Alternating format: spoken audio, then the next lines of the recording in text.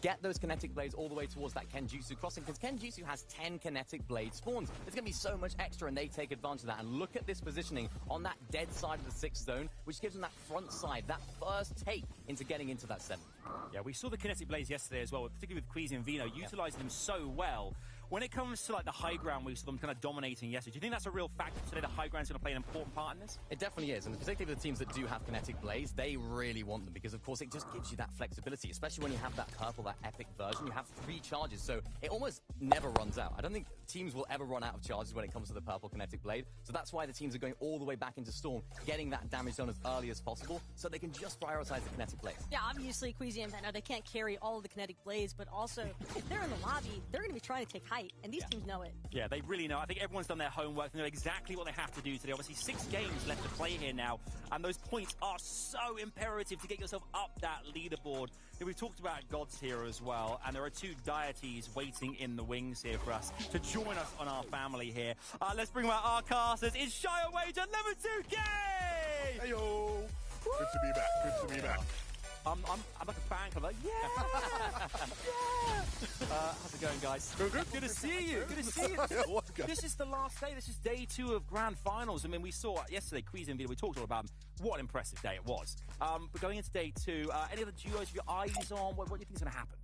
Ooh, what do I think is going to happen? I could be here for a long time if we want to talk about that, right? Because although the race for first place may not be looking like a tight one, when you look down, lower down the leaderboard, top 5 is so important today. So many different teams still have a big sort of claim for that. Absolutely, and based off yesterday's performances, a lot of teams can rise to like legend status.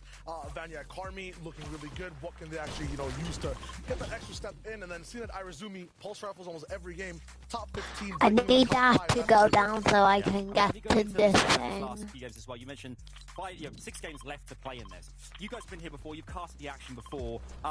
It gets even more exhilarating as you go because you know how much it means to the players to get into that global championship, right? Yeah, 100%. And you see in the difficulty of these games, these are some of the toughest games I've seen in so long, right? Dead side of the zone was so much deader than it usually is because everybody's struggling for surge, right? Everyone's struggling for surge. Everyone has to go to congested side. Even on height, barely who are Queasy and having to deal with people chopping them out. Nobody has mats. Everybody's just falling to low ground. And there's no second chances. Any mistake that we saw, absolutely punished. You saw the loading screen. Everything's just great for you, Taco. Yeah, no, I think one of my favorites is actually Thomas and Malabuko, one of the games where they were on height with those pulse rifles. Anyone that tried to come close, immediately terminated.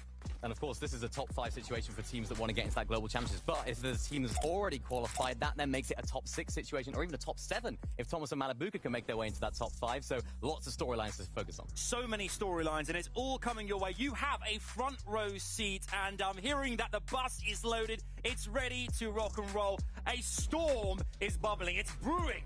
We can feel it in the air. It is time for game number 7.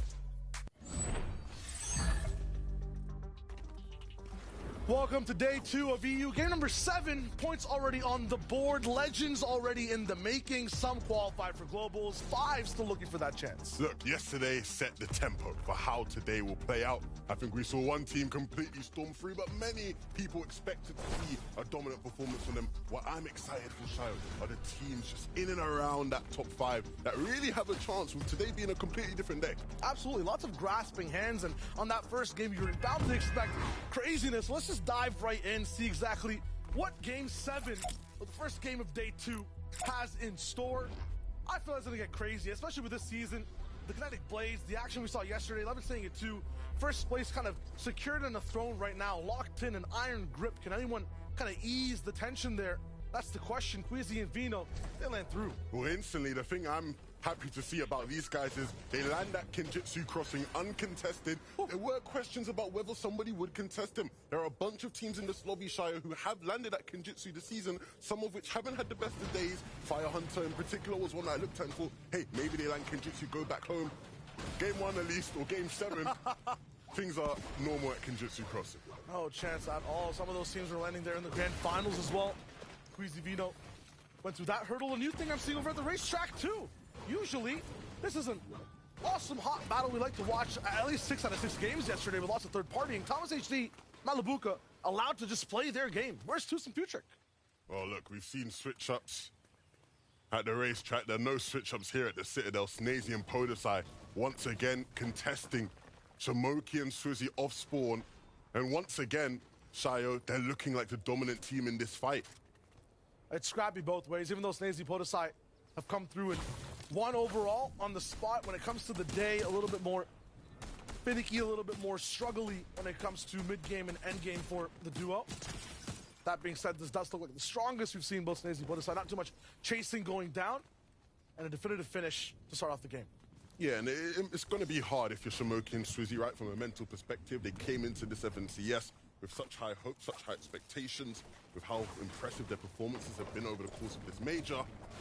But here, in the actual grand finals, not given a chance to play their game, do they just completely look to readjust? Do they keep fighting and battling through the Osborne battle?